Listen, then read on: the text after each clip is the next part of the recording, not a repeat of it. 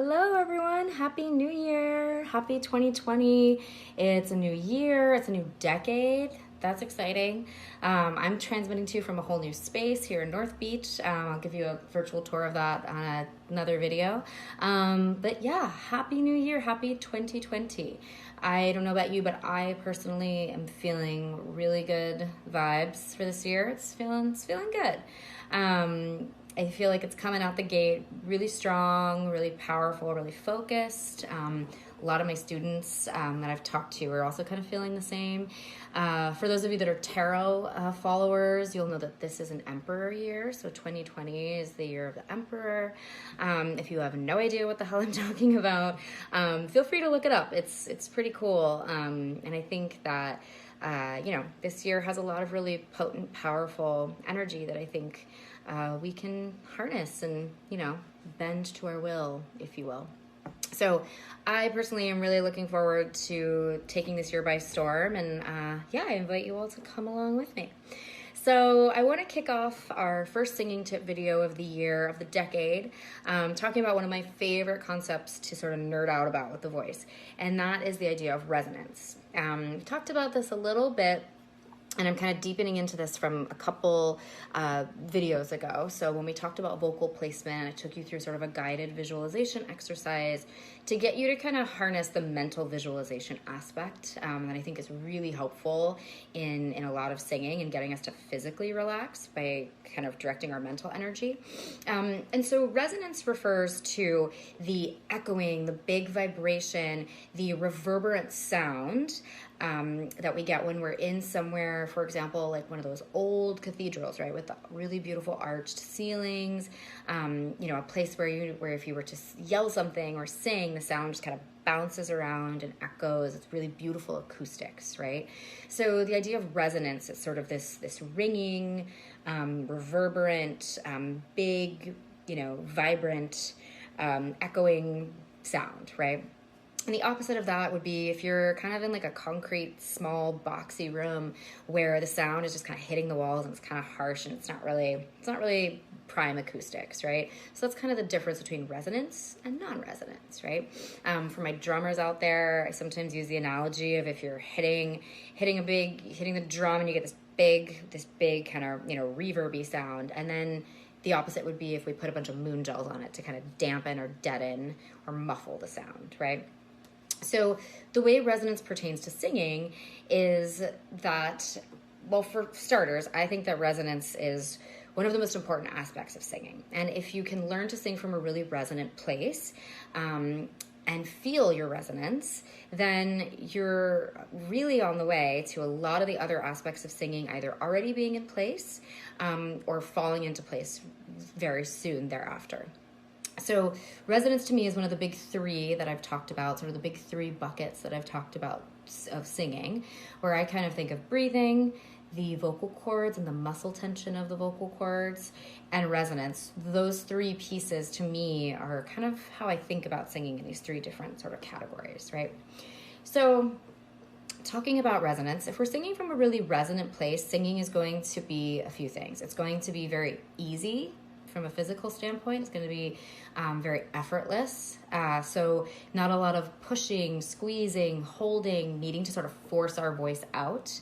There's not going to be a need to sort of reach for notes or feel like we're lost or feel like we're kind of guessing, right? It's not going to be a physically taxing task, which is great because, singing it's definitely a workout. It's very athletic. But what we're trying to do is we're trying to sing from as much a place of ease and, relaxation and not physically pushing as much as we're kind of mentally focusing, right?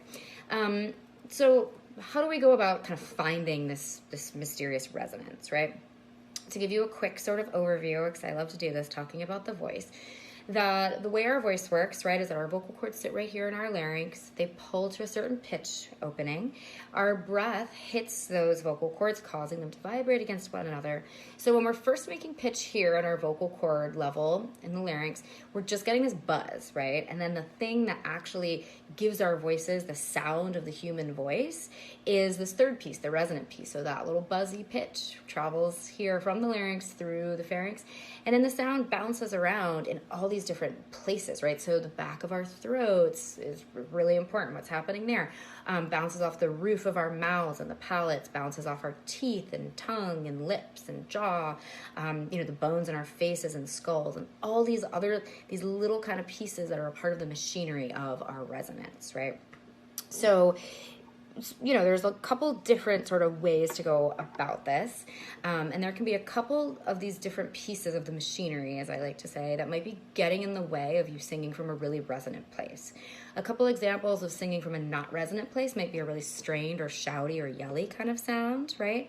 Another example might be sort of a nasal or pinched off or kind of shrill sound. And so then we know there's a couple different pieces. Usually it's my job as the voice teacher or your voice instructor or yourself, if you're, kind of teaching yourself this stuff, to basically play investigator, right? And see which pieces of the machinery are sort of getting in the way, impeding your sound production and deadening, dampening, kind of muffling your resonance, right? So I'm going to take you through in the next video a little exercise to kind of feel your resonance. But just to kind of set it up for you, a really, really helpful way to feel that we're singing from a more resonant place is to hum. And I know that sounds kind of boring if you want to start singing and really let your voice get out there. It feels kind of frustrating to just start with humming. But humming is really great because we can feel if we are tight back here in our throats, if we're pushing from our bellies, or if it's really effortless and if we're kind of buzzing around our lips, around our cheeks, nose, and eyes, up here in the temples or forehead. We can feel whether it's buzzing in here in what we call our mask or our face, or if we're pushing and squeezing, right?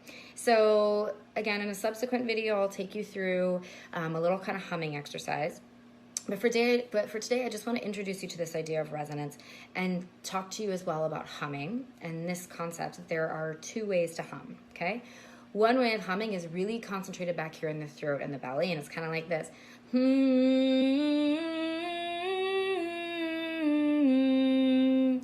It sounds like it's sort of stuck back there. It's not really flowing a lot. You can kind of see my jaw sort of tense, my lips are tense. It doesn't feel like there's a buzziness to it. And then the other way of singing is where I'm really trying to think of buzzing my lips. And I go,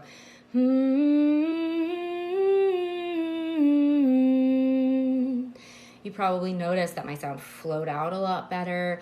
You could hear it better. It was a more pleasant tone. My jaw was a lot more relaxed and my lips were relaxed. And it just seemed easy, right? There was just this sort of ease. There was a seamlessness to it.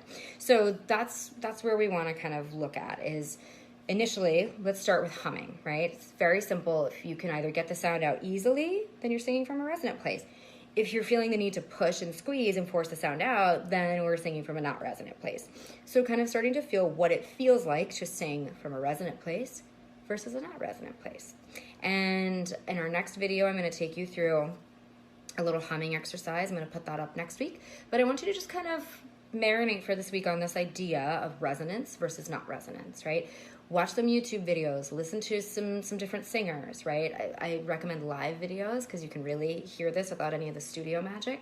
And you can also really see what they're doing in real time, if they're pushing and squeezing or if it looks like effortless and easy, right? Anybody who makes it look really easy is typically doing the right thing, right? So watch some videos, listen to yourself. Maybe if you feel comfortable with this, I don't recommend this for everybody if you're going to judge yourself. But if you feel comfortable recording yourself and listening back, maybe singing through a song or singing through some exercises and notice where did it sound like the sound sort of echoed and really vibrated and sort of took on a life of its own. And where did it sound like maybe it was sort of muffled or like a strain and like a push to get the sound out, right? And just kind of starting to be aware of those things, right? And this is not in a judgment way or a judgmental way for ourselves. It's just kind of starting to gain, the knowledge and getting insight into where we might be pushing and straining, and where we might find a resonant place, right? And what the idea of resonance is in the first place. So I'm going to leave you with that for today. I will put up another video in the next few days about humming, and taking you through a little bit of a humming exercise to kind of take you through this idea of feeling your resonance. Happy 2020. I'm really excited for all that's to come, for Calvinist Voice with you and growing this community that we've built. We're going into year 7 of Calvinist Voice, which is crazy. So thank you so much for being here. As always, please send me any questions. I'd love to discuss this with you further, and I will talk to you soon. All right, see ya. Bye.